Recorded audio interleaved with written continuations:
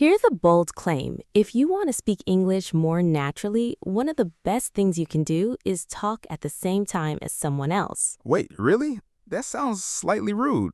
So the method is interrupting people professionally? Not exactly. I'm talking about shadowing. You listen to a short piece of English and repeat it almost immediately, trying to follow the speaker's rhythm, pronunciation, and energy. Ah, shadowing, the learning method that makes you feel brilliant for 10 seconds and then suddenly like a confused parrot in a sweater. That is one way to describe it. A very honest way. But it works because speaking is not only about knowing words, it's about timing, flow, stress, and confidence. Shadowing helps you train all of that together. So it's not just repeat after me from school. No, it's much more alive than that.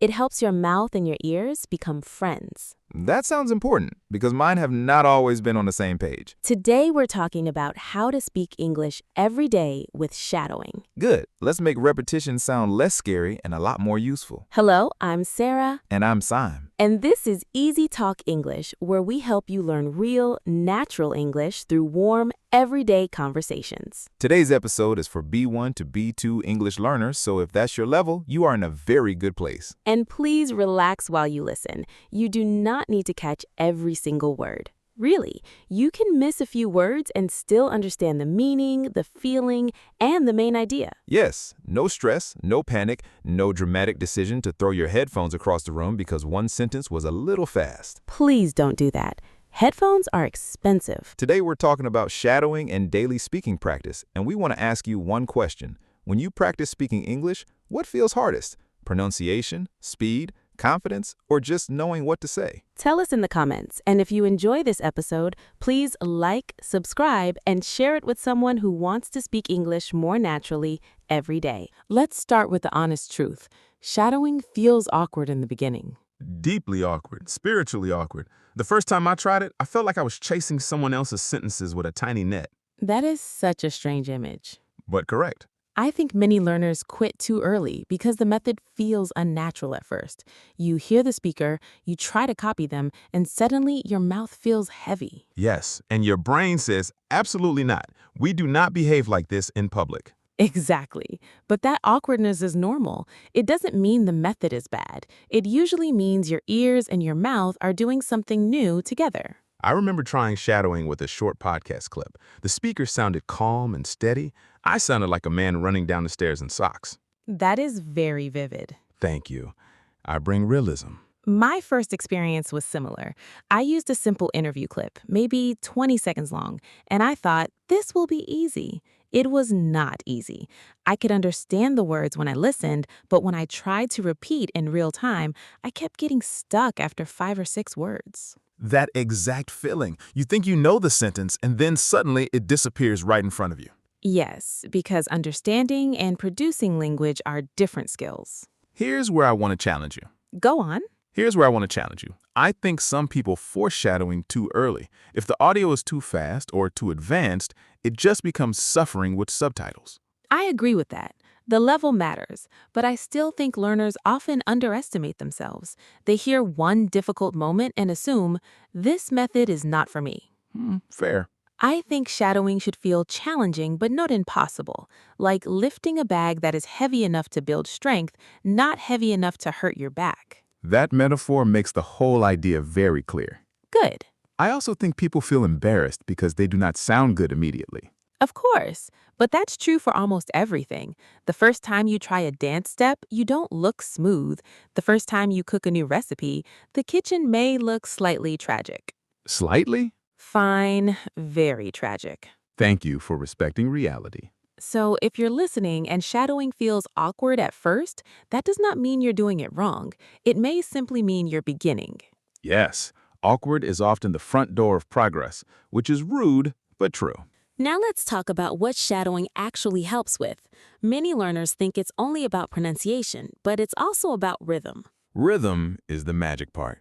It's the thing people forget when they study only from books. Exactly. English is not just a list of correct words. It has movement. Some words are stressed, some become softer, some sounds connect, some almost disappear. Yes, and this is why someone can know a lot of vocabulary and still sound a little stiff. Right, because speaking naturally is partly musical.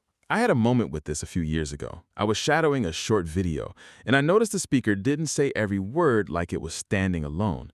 The sentence moved like one piece.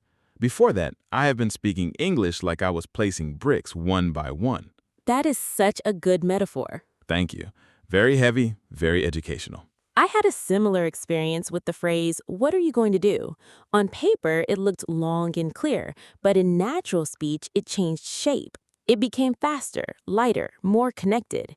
Shadowing helped me hear that. This is where I disagree a little. Okay. I think some learners become too obsessed with copying native rhythm exactly. They start thinking, if I don't sound exactly like this speaker, I'm failing. That's a very good point. Shadowing is not about becoming someone else. It's about training your mouth to move more naturally. Yes, because the goal is not to steal another person's voice. The goal is to loosen up your own voice. Beautifully said. Thank you. I occasionally say something worth writing down. Occasionally. Rude. Honest. Fair.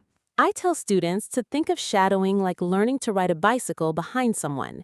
At first, you copy the road they take. You notice how they turn, when they slow down, how they keep balance, but eventually you ride as yourself. That's excellent. It helps remove the fear. You're not trying to become a recording, you're trying to borrow a pattern. And rhythm really changes how you come across.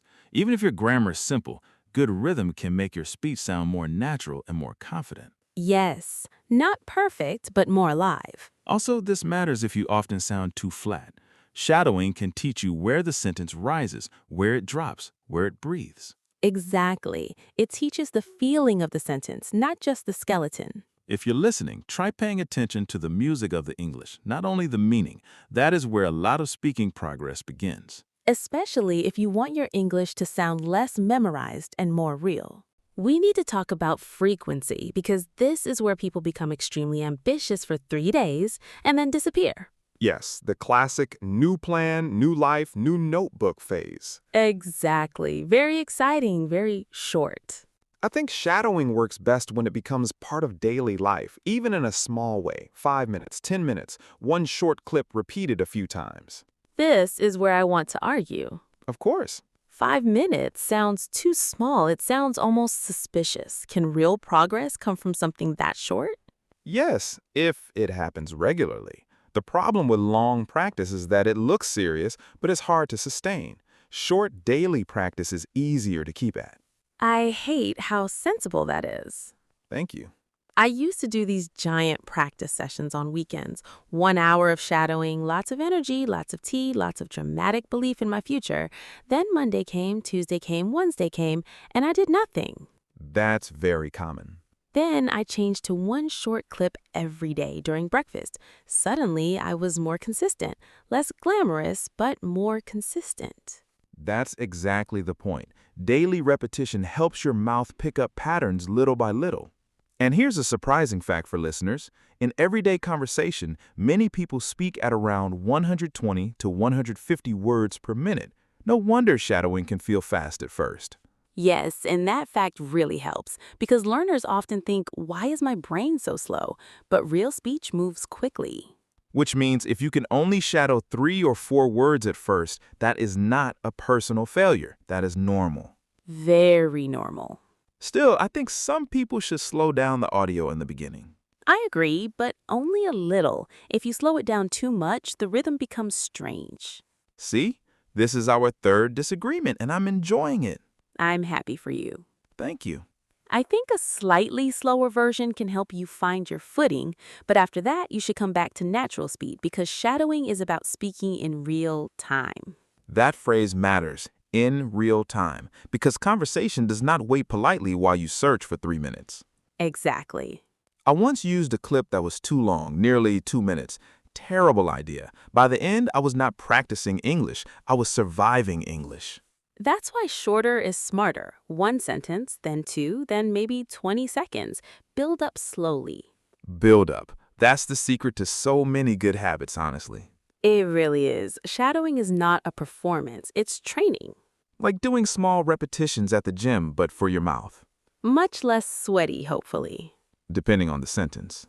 One thing I love about shadowing is that it can help you loosen up before speaking with a real person. Yes, this might be my favorite part. Because sometimes the hardest moment is the first minute of conversation. You know English, but your mouth feels sleepy. Sleepy and suspicious, like it doesn't fully trust the situation. Exactly. A few minutes of shadowing before a lesson or conversation can wake everything up. I used to do this before language exchange meetings. Just 5 minutes with a short clip. Nothing special, but it helped me break the ice with myself first. That's such a good way to say it. Thank you. Before that, I would sit there in silence, waiting to become confident by magic. That never worked. Confidence rarely arrives like that. Very rude of confidence. I had a similar routine before online speaking lessons. I would shadow a short dialogue just to get into English mode. It helped me stop translating in my head so much. That's a big benefit. Shadowing pulls you to a response instead of analysis. Yes, but I want to challenge something. Please do. Shadowing is helpful, but it is not enough by itself. Some learners hide inside shadowing because it feels safer than real conversation. Oof, that is true. If you only repeat recordings, you may sound smoother, but you still need real interaction. I completely agree, though I wish I didn't, because repeating a podcast in my room feels much safer than answering a real person who has unexpected opinions. Of course it does, but language lives in interaction. Yes, shadowing is like warming up before a football match. It helps, but it is not the match. Perfect metaphor. Thank you. I know at least one sports thing. So use shadowing to get ready, not to hide. That's strong. It's important. If you're listening, you can shadow one short dialogue, then answer a few questions out loud by yourself. Then, if possible, talk to a real person or join a class. Yes, let the training move into life. That's where the real confidence grows. And if you get stuck in a conversation, shadowing may still help later because your mouth has practiced natural patterns already. Exactly. It gives you familiar roads to walk on. Can we talk about the emotional part now? Absolutely. Because shadowing can feel repetitive. You repeat the same line again and again. And sometimes you think, is this doing anything or am I just becoming a very committed echo? That is such a real feeling. Thank you. I have lived it. Progress with shadowing is often quiet at first. You may not notice it day by day, but then one day you hear yourself say a sentence more smoothly, or you understand a speaker more quickly, or you respond without freezing. That happened to me with the phrase, I'm not sure yet, but I'll let you know. I had shadowed that kind of structure many times. Then one day in a real conversation, it came out naturally. No panic, no translating. It was just there. Those moments are so rewarding. They really are. It feels like finding money in an old jacket, except the money is confidence. Strange, but useful. My specialty. I also think recording yourself can help. Not every day, maybe, but sometimes. Because when you listen back after a few weeks, you may realize you are more steady, more natural, and less afraid. I hated recording myself at first. Most people do. I sounded awkward, stiff, and somehow too aware of my own face, even though it was only audio. That is impressive. Thank you. But later I realized those recordings showed something important. I was improving, even when I felt stuck. That's why I tell learners not to depend only on feelings. Feelings are helpful, but they are not always accurate. Here's where I disagree one last time. Go on. I think people can become too analytical. Recording, comparing, measuring, checking. At some point, it steals the joy. That's fair. You don't need to turn your speaking into a science project, but a little reflection can show you that you are on the right track. Yes, I like that balance. Shadowing works best when it becomes normal, not magical, not dramatic, just part of your life. Like brushing your teeth, but for pronunciation. That is not a glamorous metaphor. No, but it is strong and hygienic. Fair enough. So maybe that's the real lesson. Speak English every day with shadowing, not because it looks impressive, but because repetition makes natural speech less far away. Exactly. And if you stay with it, you stop feeling like you're chasing English. You start feeling like you're walking beside it. That is beautiful. Thank you. And now it's time for our word tour, where we slow down and look at some useful words and phrases from today's conversation. We used all of these naturally in the conversation, and they're great for everyday English. Our first word is rhythm. Rhythm is the natural beat or flow of speech, music, or movement. In speaking, rhythm helps language sound more alive. Example 1. English rhythm feels different from reading each word separately. Example 2. Shadowing helps you hear the rhythm of a sentence. Repeat. Rhythm. Repeat. Rhythm. Next is steady. Steady means calm, even, and controlled without sudden changes. Example 1. Her voice sounded steady during the conversation. Example 2. A steady pace is often better than a rushed one. Repeat. Steady. Repeat. Steady. Our third word is awkward. Awkward means uncomfortable, strange, or slightly embarrassing. Example 1. The first day of shadowing felt awkward for me. Example 2. It's normal to sound awkward when you try something new. Repeat. Awkward. Repeat. Awkward. Now let's move to a phrasal verb. Slow down. Slow down means to do something at a lower speed. Example 1. I need to slow down when I speak English. Example 2. If the audio is too fast, you can slow down a little at first. Repeat. Slow down. Repeat. Slow down. Next is pick up. Pick up means improve gradually or learn something little by little. Example 1. My pronunciation started to pick up after daily practice. Example 2. You can pick up useful phrases by shadowing short clips. Repeat. Pick up. Repeat. Pick up. Our next phrasal verb is get stuck. Get stuck means stop making progress for a moment because something feels difficult. Example 1. I always get stuck when I try to speak too fast. Example 2. Don't worry if you get stuck after a few words. Repeat. Get stuck. Repeat. Get stuck. And one more phrasal verb, loosen up. Loosen up means relax and become less tense. Example 1. A few minutes of shadowing can help you loosen up before class. Example 2. I speak better when I loosen up a little. Repeat. Loosen up. Repeat. Loosen up. Now let's look at some common expressions. First, on the right track. On the right track means moving in a good direction or making progress the right way. Example 1. If you practice a little every day, you are on the right track. Example 2. My speaking still isn't perfect, but I know I'm on the right track. Repeat. On the right track. Repeat. On the right track. Next is in real time. In real time means as something is happening without extra pause or delay. Example 1. Shadowing trains you to respond in real time. Example 2. Conversation can feel hard because you must think in real time. Repeat. In real time. Repeat. In real time. Another useful expression is break the ice. Break the ice means make people feel more comfortable at the beginning of a conversation. Example 1. A simple question can help break the ice. Example 2. I use shadowing first to break the ice with myself. Repeat. Break the ice. Repeat. Break the ice. And our final expression is find your footing. Find your footing means become more comfortable, balanced, or confident in a situation. Example 1. It takes time to find your footing in a new language. Example 2. I needed slower audio to find my footing at the beginning. Repeat. Find your footing. Repeat. Find your footing. These words and phrases are useful because they help you talk about real speaking practice, confidence, pace, and progress. Yes, this is the kind of English people actually use, not strange textbook lines like, my awkward cousin found his footing with a banana. I would still listen to that story. Honestly, same. Choose 2 or 3 expressions from today and try to use them this week. Maybe say, I got stuck, or I'm trying to loosen up, or I think I'm on the right track. Little by little, that's how vocabulary becomes part of your real speaking life. As we finish today's episode, I keep coming back to one simple idea. Shadowing is not about sounding perfect. It's about giving your English a daily rhythm. Yes, a rhythm, a habit, and honestly, a little courage. Exactly, because when you speak every day, even for a few minutes, your voice stops feeling like a stranger. And that matters so much. You don't need huge heroic study sessions. You need small, real contact with the language.